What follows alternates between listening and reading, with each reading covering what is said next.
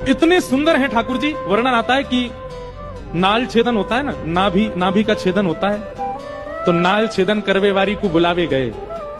बोले भैया नंद जी के लाला भयो है, नाल छेदन करनो है। तो नाल छेदन करवे वारी बोली ऐसे ना जाऊंगी मैं, मोटी दक्षिणा लूंगी। नंद बाबा बोले कहा चाहिए तो बता दे। खूब सारी सामग्री बता दी, माने इतनी गैया चाहिए, इतने रत्न चाहिए, इतने आभूषण चाहिए, नव लखा के इतने हार चाहिए। वो वाहुए लगी कि भैया इतने दिनों बाद मांगवे को मिलो, पीछे मत हटो।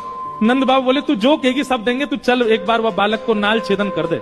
महाराज इतनी अदा में अदब में पालकी मंगवाई, पालकी में बैठ करके जय घोष कराती, भाई कीर्तन मंडली आगे पीछे चलवाती, भाई जा रही है नाल छेदन करवे, क्योंकि वह पता चल गई है कि जरूरत है और ये कोई सामान्य नहीं है, ब्रज के राजा हैं, इनसे तो जितना हो सके मांग ले।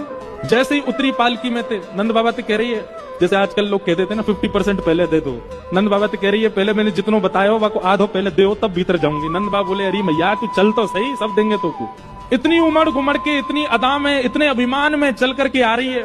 नंद भवन में जैसे ही प्रवेश किया, यशोदा मैया के गोद में नीलमणि लेटे हैं, अभी नाल छेदन भई नहीं है। जैसे ही भीतर पहुंची और जाकर के बोली लाओ कहाँ है बालक दिखाओ। मैया ने जैसे ही नेक वस्त्र हटा करके हटाया लाल जी के मुख से और वो नाल छेदन करवे वारी को जैसे ही प्रदान किया, महाराज ठाकुर जी को रूप देखते ही पहले तो नेत्र सजल है गए, हाथ कांपन लगे। जैसे ही ठाकुर जी वाकी गोद में पधराए, इतनो प्रेम उमड़ गयो, इतनो आनंद उमड़ गयो वाके चित्त में, नेत्रन से अविरल अश्रुधार गिरने लगे। धीमे से नाल छेदन कियो और नाल छेदन करवे के बाद हृदय से लगा करके, या तो यशोदा जी को अवसर मिलो है या वह नाल छेदन वारी को अवसर मिलो है। हृदय से जैसे ही लाल जी लगाए और लाल जी लगा करके पुनः यशोदा जी को दिए। इतने में नंद बाबा आए, जितनी सामग्री मैंने बताई सब लेके संदूकन में बढ़िया हीरे जवाहरात रत्न लेकर के आए, आकर के सन्मुख रख दिए, ले जाओ आपने जो दक्षिणा बताई सब व्यवस्थित है।